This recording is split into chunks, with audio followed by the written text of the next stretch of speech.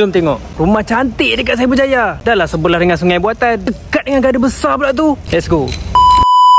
Inilah dia, rumah corner 2 tingkat dekat Setia Safiro Cyberjaya. Setia Safiro ni bukan sekadar rumah ya guys, dia adalah lifestyle. Nak tak bangun pagi dapat view macam ni? Keluar pintu rumah nampak garden macam Disney punya garden babe. Dengan sungai antara kita dengan jiran. Jujur ya guys, dia win in terms of environment, culture and safety. Walaupun rumah ni jauh dalam sikit daripada guardhouse, tapi dia sangat dekat dengan garden area. Tengoklah garden area dia, bukan kecil-kecil ya guys, sumpah besar. Tengah ada sungai kat sini, tempat berkelah pun ada, siap dengan gazebo. To start, rumah ni consider as corner, tapi dia dekat dengan sungai. Parking pula boleh muat 4 kereta sebab ada 10 feet land additional kat sini. Masuk-masuk je you guys akan dapat this living and dining area. Berbeza dengan type awal-awal lounge dulu. Rumah ni 22x70 dengan 1 bilik kat bawah. Tanah tepi dia memang dalam 5 kaki je lah guys dekat Grand. Tak ada cakap apa lah.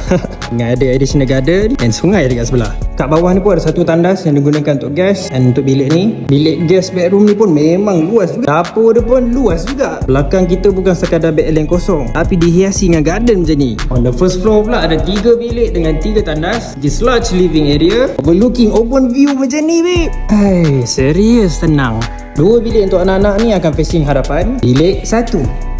Bilik ni saya rasa memang sesuai untuk anak perempuan. View dia dah macam gazebo princess dia tu. Bedroom 2. Anak-anak memang happy lah facing macam ni.